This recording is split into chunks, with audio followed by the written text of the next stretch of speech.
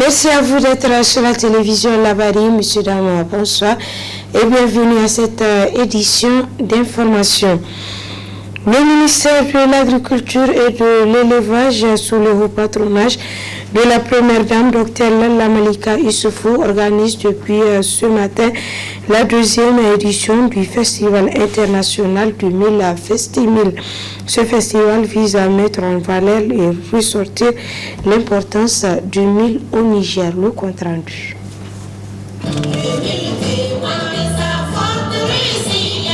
Promotion de la consommation des produits transformés à base de mil. C'est sous ce thème que se tient la deuxième édition du Festival international du Mil Festimil qui s'inscrit en droite ligne de la campagne Consommant nigérien et à l'atteinte de l'objectif fin zéro d'ici 2021. Le Festimil est un festival gastronomique, culinaire et culturel autour de la culture du mil. C'est aussi et surtout un cadre d'échange autour de la chaîne de valeur du mil.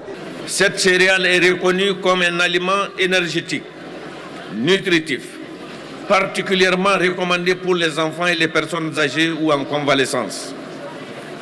À titre indicatif, le grain de mil contient environ 10,6% de protéines, 5,1% de lipides, 66,7% d'amidon, 1,3% de fibres brutes et 1,9% d'éléments minéraux. L'apport en vitamines du mil est également appréciable, de l'ordre de 0,22 mg de vitamine A par 100 g de grains.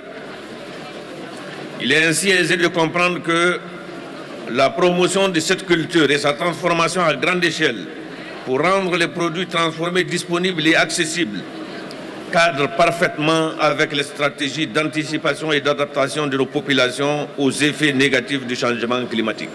L'importance du thème de l'édition 2020 du Festimil a été soulignée par la marraine de la campagne Consommant nigérien dans son discours de lancement. Les produits transformés à base de mil sont de plus en plus consommés sous des formes variées.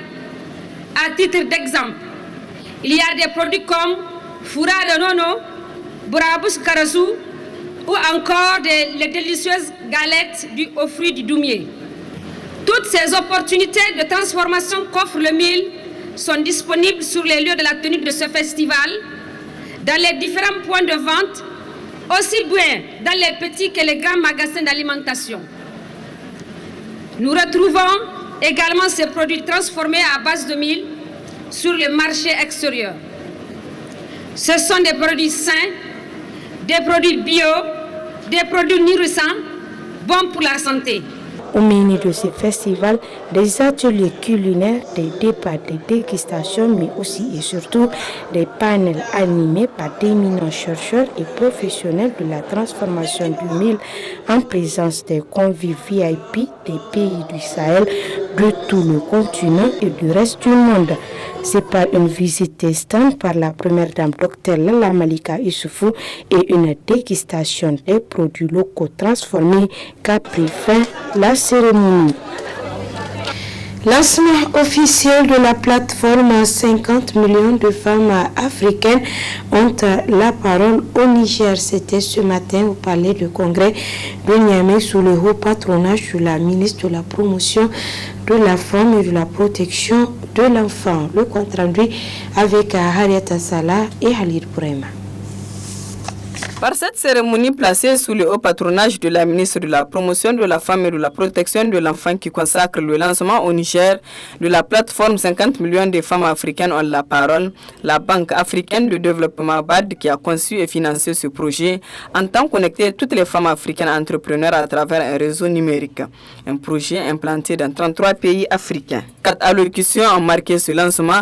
D'abord, le représentant du gouverneur de la région de Niamey et la représentante des femmes entrepreneurs du Niger qui ont tous salué cette initiative qui aidera les femmes à créer et à entreprendre et qui ont par la suite invité les femmes entrepreneurs à s'inscrire à cette plateforme. Quant au coordinateur national de la cellule CEDEAO, il a évoqué les raisons qui ont conduit à la conception de cette plateforme. Il est difficile aux femmes, à raison de diverses contraintes, de donner la pleine mesure de leur talent, d'accéder aux services financiers et non financiers. Une telle réalité affecte énormément la taille et la prospérité des entreprises initiées par les femmes sur le continent. C'est au regard de ces constats amers et parce que reflétant une profonde injustice et un gâchis économique que les 15 États membres de la CEDEAO ont accepté d'accueillir et de mettre en œuvre le projet dénommé 50 millions de femmes africaines ont la parole, conçu et financé par la Banque africaine de développement. Cette plateforme dont le lancement officiel nous rassemble ici a pour vocation de s'insérer harmonieusement, en les complétant là où cela pourrait être nécessaire, dans les immenses efforts déployés par le gouvernement nigérien en faveur de l'autonomisation des femmes. En lançant ce projet, le ministre de la Promotion de la Femme a situé les objectifs qui se résument à l'autonomisation de la femme africaine. Ce projet vise à faciliter l'autonomisation des femmes à travers la création d'une plateforme virtuelle pour le réseautage, le partage et l'accès aux informations financières et non financières en vue de la création, du développement et de leur entreprise en Afrique. En effet, il s'agit d'une plateforme numérique spécialement conçue pour répondre aux besoins d'information des femmes chefs d'entreprise qui intègre également un réseau social personnalisé pour les connecter les unes des autres. Elle vise principalement à aider les femmes à se prendre en charge sur le plan économique en leur offrant un guichet unique pour un large éventail de services financiers et non financiers dont elles ont besoin pour lancer et développer des entreprises performantes. Il faut enfin noter que la mise en œuvre de la plateforme 50 millions de femmes ont la parole dans les meilleures conditions pour chaque État membre contribuera à créer de la visibilité aux efforts déployés dans le cadre de la promotion de l'autonomisation de la femme et de la jeune fille en Afrique de l'Ouest. L'Assemblée générale de Pamoja, Afrique de l'Ouest, a débuté ses travaux ce matin à Niamey. Le thème retenu pour cette assemblée est éducation exclusive et transformative, enjeux et défis dans un monde en profonde mutation. Le point avec Alice Ibrahim et Ibrahim Abdou. Aucun développement ne peut se faire sans éducation et cette dynamique est au centre de l'Assemblée générale de Pamoja, Afrique de l'Ouest qui, pendant 2 jours, réfléchira aux voies à suivre pour l'amélioration de l'éducation des adultes. Ilyasu Alassane, président du cadre de concertation pour la promotion de l'éducation, détermine le rôle important que joue l'éducation. En effet, l'éducation en général et celle des adultes en particulier est l'un des secteurs qui bénéficie de moins en moins de ressources nécessaires à son développement. Des problématiques plus urgentes et plus globales comme la sécurité semblent préoccuper davantage les planificateurs et les partenaires au développement. Cependant, nul besoin de rappeler le rôle combien important de l'éducation dans la transformation, la paix et le bien-être des populations. Reconnu comme droit humain fondamental, chaque citoyen doit bénéficier d'une éducation de qualité gratuite et inclusive conformément à l'objectif de développement ODD 4. C'est pourquoi le thème central de l'Assemblée générale de 2020 est intitulé « Éducation inclusive et transformative, enjeux et défis dans un monde de profonde mutation ». Prenant la parole à son tour, le président de Pamoja, Afrique de l'Ouest, Mathieu Atigno, a précisé que la présente assemblée qui se tient à Niamey permettra d'échanger et de partager les résultats engrangés en 2019. Mais aussi, cette réunion sera l'occasion de procéder au changement des membres du conseil d'administration du Pamoja, qui veut dire en Swahili vivre ensemble. Alors, procédant à l'ouverture de l'Assemblée générale de Pamoja, Afrique de l'Ouest, le secrétaire général du ministère de l'enseignement primaire, Asman Mohamed, a relevé le bienfait que renferme l'éducation des adultes.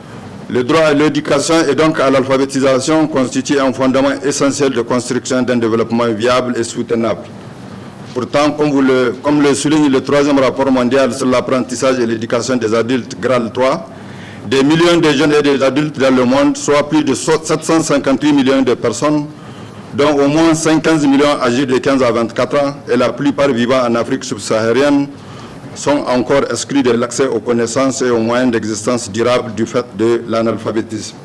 Or, L'apprentissage et l'éducation des adultes ont des bienfaits immenses. Ils contribuent à la prévention des conflits et à la pauvreté, en aidant des populations à apprendre à vivre ensemble, en bonne santé et à prospérer indépendamment du contexte économique, social ou culturel. Le secrétaire général du ministère de l'enseignement primaire a exhorté les participants à l'Assemblée générale PAMOJA à réfléchir davantage sur les actions et approches innovantes à mener dans les contextes variés de nos pays pour l'accès à toutes et à tous aux connaissances et compétences pour un meilleur développement socio-économique de nos pays.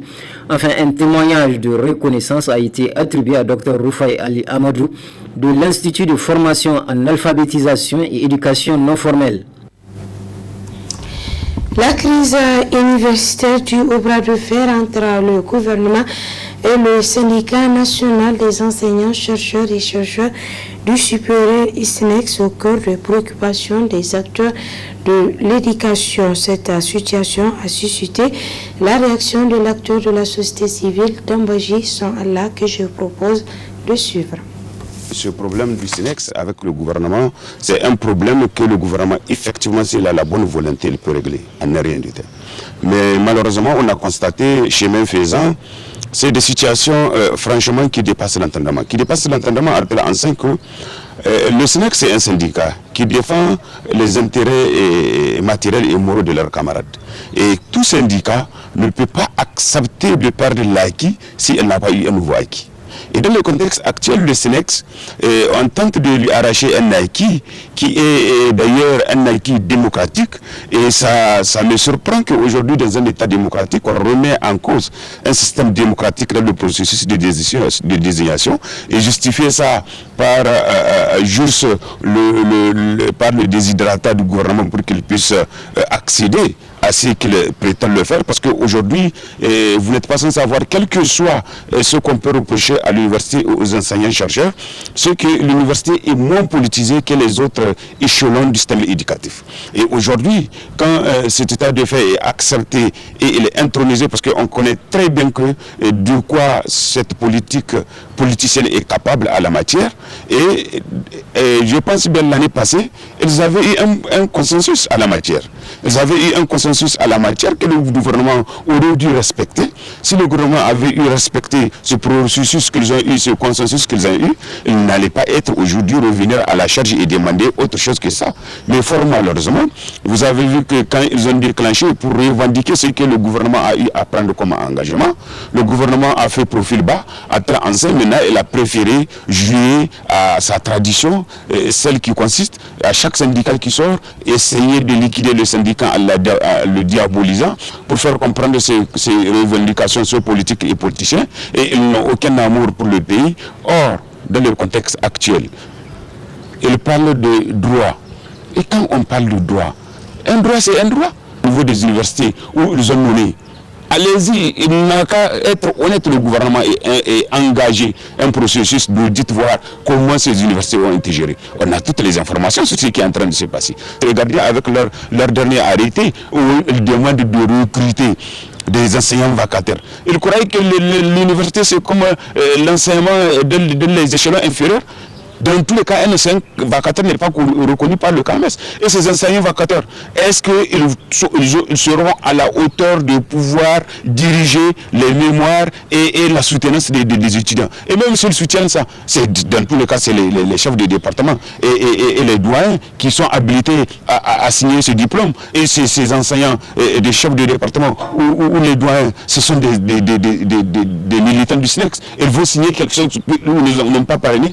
En tout cas, c'est une mauvaise conception de la chose et elle est... Voilà, ici se referme cette édition. Merci à vous de l'avoir suivi et restez en compagnie des programmes de la télévision Labari.